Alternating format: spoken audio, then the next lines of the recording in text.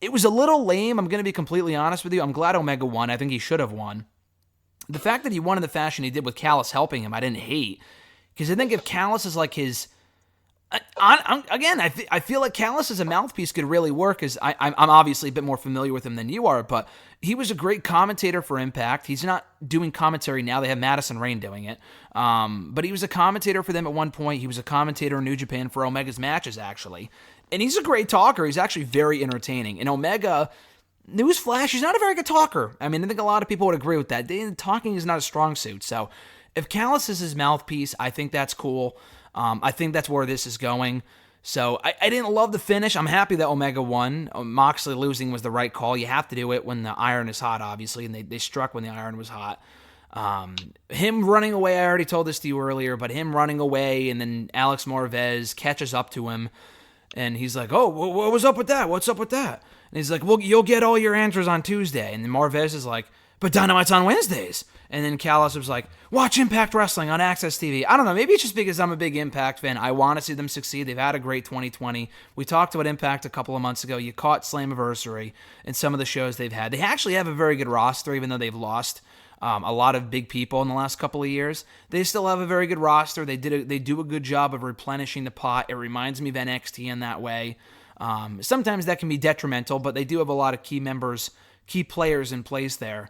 So Kenny Omega is going to Impact Wrestling, something I never thought I would say. I think Callis has actually gone on the record and saying in the past that he wanted Omega in Impact before AEW became a thing. Would that have actually happened? Probably not. I would assume not. That definitely I don't think would have worked out, but he is going to Impact next week. We've already discussed this over text, but to kind of reiterate our thoughts here, Mr. Marceau, Impact, AEW, is there a working relationship here? Do you expect there to be some sort of an invasion? Do they build to a mega show at the two brands? What do you expect to happen out of this? What do you want to happen out of this?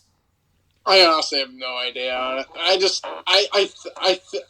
The way I would do it, I would just, if they're going to have any kind of partnership, I would just have Omega be like you said, Callis as his manager because Omega can't talk for shit.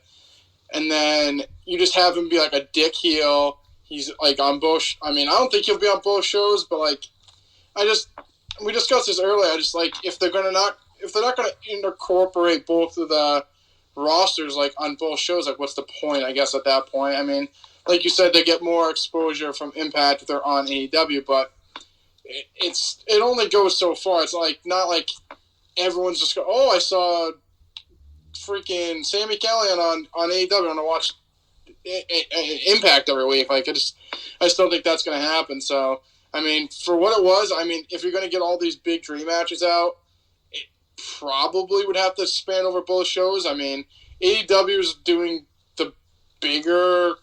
I would say they're putting more of an investment in it. Like they're giving them Omega.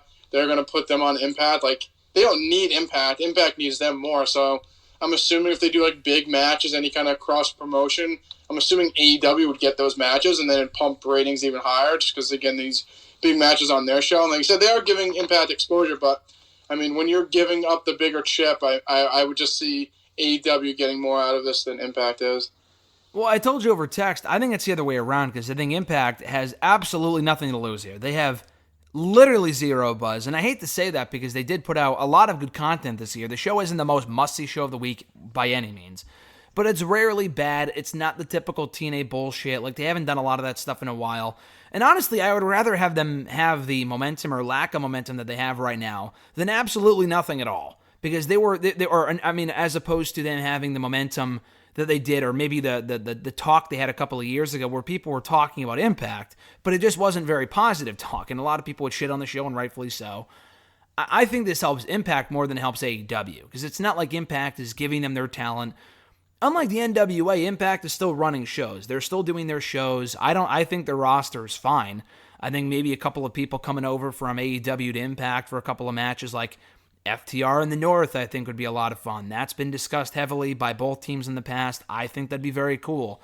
There's a lot of possibilities there, so I don't think it's going to be full-on invasion. You mentioned over text, and you might have mentioned it there, that there's already a lot of people in AEW they're not doing shit with right now, and I completely agree. I think to add even more people to the roster would be stupid if they're on the show on a regular basis.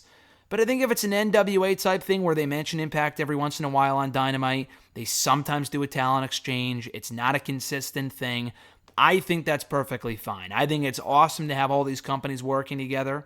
Ring of Honor, I think, is still working with AAA or CMLL or maybe New Japan or maybe both. I don't remember, but they have that thing going on, or they did anyway pre-pandemic. Impact now has a working relationship with them, and AEW has a working relationship with AAA. There's a lot of relationships going on here, and I think it's only for the better. Are there any matches that come to mind, Mr. Marceau, that you would like to see in an Impact AEW crossover? I know you're not too familiar with the roster, but again, I mentioned FTR in the North. I think the Young Bucks and the Motor City Machine Guns going at it one more time would be awesome. You mentioned the women's division in your tweet last night. AEW could benefit from having some of that rub from the Impact Knockouts division, their tag team title tournament going on right now. Any potential matchups that you're looking forward to seeing potentially at some point? You basically just named the two. I think the tag teams they have a good tag team division as well. You could have the Good Brothers. I mean, I think their women's division is good as well. So you could have like Sheeta, Deonna Purrazzo, Jordan Grace is good. I think it is beneficial for both companies. I think it's just more. I'm more interested to see how they execute it, I guess.